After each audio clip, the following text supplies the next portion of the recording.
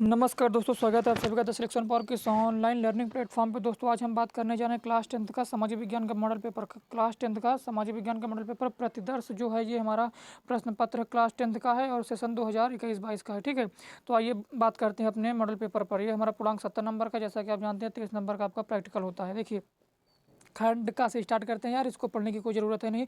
जैसा कि आप सभी लोग जानते हैं कि हमारा जो प्रश्न पत्र होगा वह 3 घंटे 15 मिनट का होगा। 15 मिनट पर छात्रों को पढ़ने के लिए निर्धारित किया गया है बोर्ड की ओर से। खंड का देखिए, खंड का में आपका बहुविकल्पी होगा। देखिए बेल्जियम मॉडल की मुख्य विशेषताएं क्या थी। महात्मा गांधी में घटना का असहयोग आंदोलन का स्थगित कर दिया। 1861 में संयुक्त इटली का शासक कौन था। हिंद स्वराज नामक पुस्तक की रचना किसने की। जर्मनी का एकीकरण किस युद्ध के बाद हुआ। भाषाओं के भारतीय संविधान की किस अनुसूची में रखा गया है। भाषा भारतीय अनुसूची की 8वीं अनुसूची में, 8वीं मतलब 8वीं में रखा गया। ठीक है, देखिए अब देखिए अति लघु उत्तरीय प्रश्न। देखिए प्रश्न नंबर 7 देखिए, गांधी जी द्वारा चलाए गए 2 सत्याग्रह आंदोलन का उल्लेख कीजिए। क्वेश्चन नंबर 8, लोकतांत्रिक शासन क्यों लोकप्रिय माना जाता है, 2 कारण लिखिए। क्वेश्चन नंबर 9, भारत की उत्तरी पूर्वी सीमा पर स्थित 2 लोकतांत्रिक देशों के नाम लिखिए। अब देखिए लघु उत्तरीय प्रश्न, मरियान और जर्मेनिया कौन थी, उनको चित्रित का उल्लेख कीजिए। उनको मतलब चित्रित करने का उल्लेख कीजिए। अब देखिए रालेक्ट एक्ट क्या था, गांधी जी ने इस एक्ट पर विरोध किस प्रकार किया।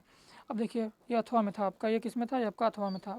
क्वेश्चन नंबर 11 देखिए, वर्तमान लोकतांत्रिक व्यवस्था की 3 चुनौतियों को उल्लेख कीजिए। अथवा लोकतंत्र के मतलब लोकतंत्र के उत्तरदायी शासन एवं पारदर्शिता आवश्यक है, इसके पक्ष में अपना मत स्पष्ट कीजिए।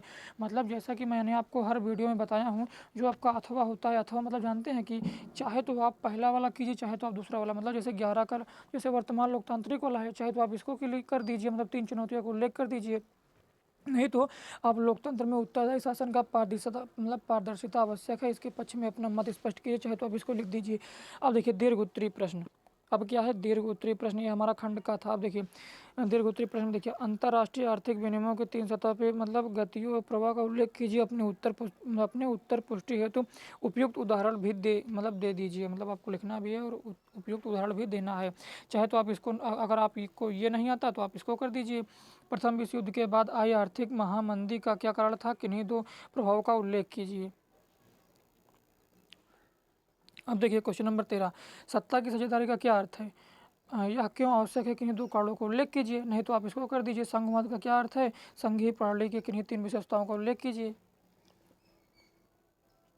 ये आपका देखिए दोस्तों मानचित्र आ गया। अब क्वेश्चन नंबर 14, निम्नलिखित में से भारत को किन रेखा मतलब मानचित्र आपको दिए जाएगा बोर्ड के, मतलब बोर्ड आपको मानचित्र जो है प्रोवाइड कराएगा। स्कूल वाले जहाँ आपका सेंटर जाएगा वहाँ आपको ये मिलेगा।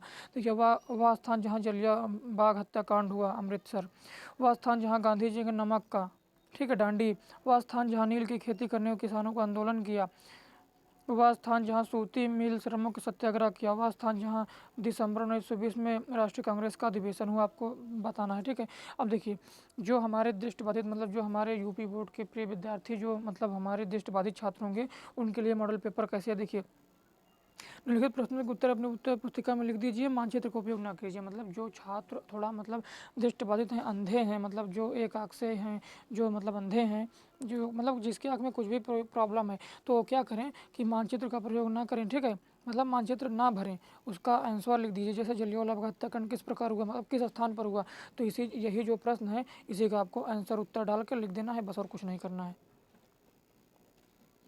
अब देखिए मेरे प्यारे बच्चों, खंड खा देखिए, निम्नलिखित में से किस प्रांत में सीढ़ीदार खेती की जाती है।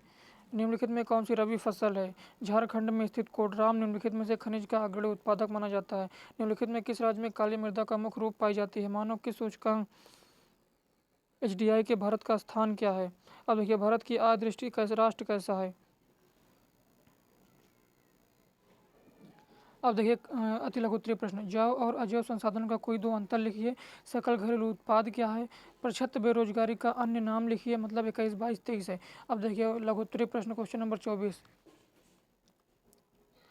अग्रय तथा कायांतरित चट्टानों में अग्नि मतलब चट्टानों में खनिज का निर्माण किस प्रकार होता है। चाहे तो आप इसको लिख दीजिए।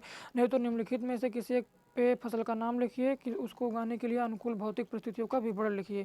अब क्वेश्चन नंबर 25, भारतीय अर्थव्यवस्था विभिन्न क्षेत्रों के नाम लिखिए अथवा प्रत्येक का संक्षिप्त परिचय दीजिए। वैश्वीकरण क्या है, संक्षिप्त परिचय दीजिए अथवा में। ठीक है, अब देखिए इसको, क्वेश्चन नंबर हमारा 25 है दीर्घोत्तरी 26 है दीर्घोत्तरी प्रश्न। अंतर्राष्ट्रीय बाजार किसे कहते हैं? मतलब व्हाट इज इंटरनेशनल मार्केट? अंतर्राष्ट्रीय बाजार किसे कहते हैं? अंतर्राष्ट्रीय बाजार क्या है? इसकी 5 विशेषताओं का उल्लेख कीजिए। देखिए, अथवा में अगर आपको अंतर्राष्ट्रीय मार्केट के बारे में नहीं पता है तो आप इसको लिख दीजिए। परिवहन के साधन कितने प्रकार के होते हैं? स्थल परिवहन में सड़क परिवहन को कितने भागों में बांटा जा सकता है? किसी 2 कारणों का वर्णन कीजिए। क्वेश्चन नंबर 27, भारत में उपभोक्ता को समर्थ बनने के लिए सरकार द्वारा किन्हीं 3 मापदंडों को लागू करना चाहिए? नहीं तो मतलब अगर आपको इसको लिखना है तो आप लिख दीजिए। नहीं तो वैश्वीकरण का प्रभाव एक समान नहीं है, इस कथन पर अपने शब्दों की व्याख्या कीजिए। मतलब यार आपको याद नहीं, इसको नहीं करना, ठीक है। अपने शब्दों की व्याख्या करना कि आप क्या सोचते हैं इसके बारे में। अगर आप माइंडेड हैं, अगर आपके पास थोड़ा भी बहुत दिमाग है तो आप उम्मीद करता हूँ कि आप लिख सकते हैं। और इसमें भी देखिए मॉडल पेपर में मतलब ये दिए गए भारत में मानचित्र का मतलब मानचित्र में दर्शाना है।